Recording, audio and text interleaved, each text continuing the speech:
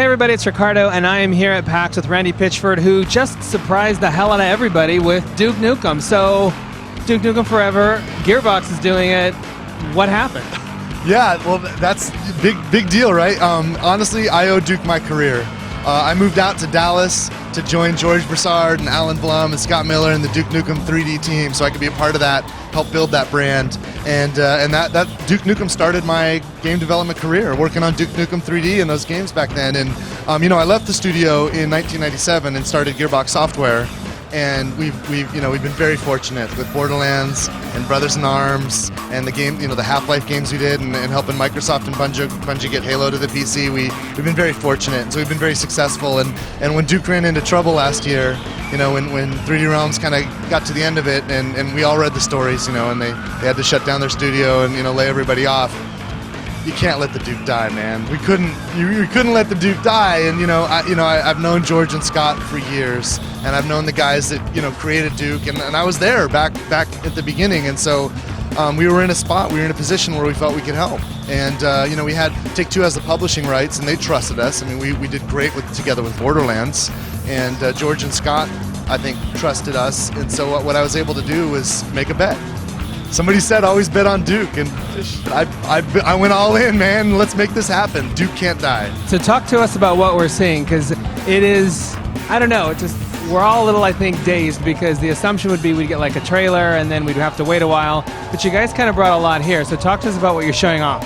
So with Duke Nukem Forever, I've been on the sidelines too, like everybody else, for over a decade, and we've gone through the full range of emotions together, haven't we? From like, oh my God, I want it, to like, what the hell's wrong with those guys, to that's stupid and making fun of it, to, oh crap, that new trailer looked pretty hot, and it's like, wow, are they teasing us again? Like, we've had the whole range of emotions on this thing, and so we knew that we've been at it for over a year, but we knew that when we were going to tell people, we couldn't just make promises. We couldn't do the normal thing. We couldn't, nobody's going to trust the developers. Nobody's going to trust journalists about this brand anymore, about this game. So what we decided to do was, let's come to PAX, because PAX it's not a trade show for the retailers or for the press. It's a trade show for gamers. It's a show for gamers, and we decided to bring the game to PAX. And like, it doesn't even, like, the booth we've got, it just says Duke Nukem Forever, and the lines are sick. I didn't expect this, but the people are waiting out there for like 4 hours, but you get inside and you can play the game.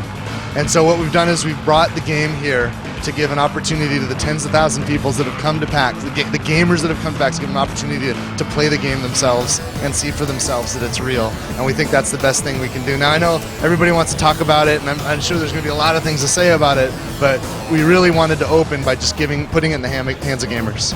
Now, we're not going to see the footage, I think, for a little while, for a lot of reasons, but what can you tell us about what people are playing here? What slice? Well, we brought a demo. We're showing people kind of some snippets from a lot of different things, because it's a huge game, and all the kinds of things you'd imagine you want to do with Duke, and all the variety that you'd expect to be there, it's all there. So it's a huge game.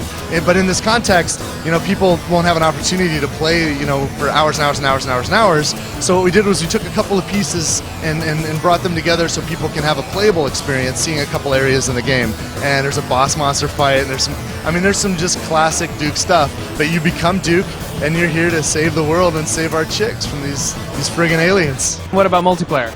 Yeah, multiplayer's there too, and come on. Are we gonna have a Duke game where I'm not gonna be able to shrink you and step on you and you freeze me? We're gonna have to do all that stuff, and it is a blast. And so, next question, big one, when's it coming out?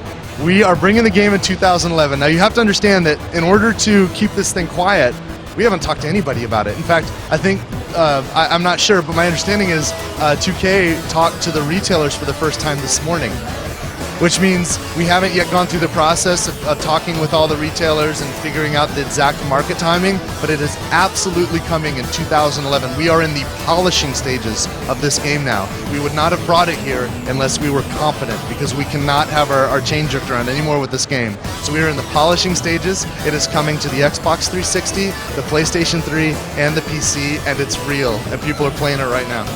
Once we get past the shock and awe of all this, we're going to have an opportunity to talk about all that, and I can't wait to come back to GameSpot, and we will show you everything, and we'll play the game together and have a blast. All right, well, it sounds like he promised he's going to show us a lot more really soon, so until then, that's Duke Nukem Forever actually coming next year, and check back on the site for a lot more.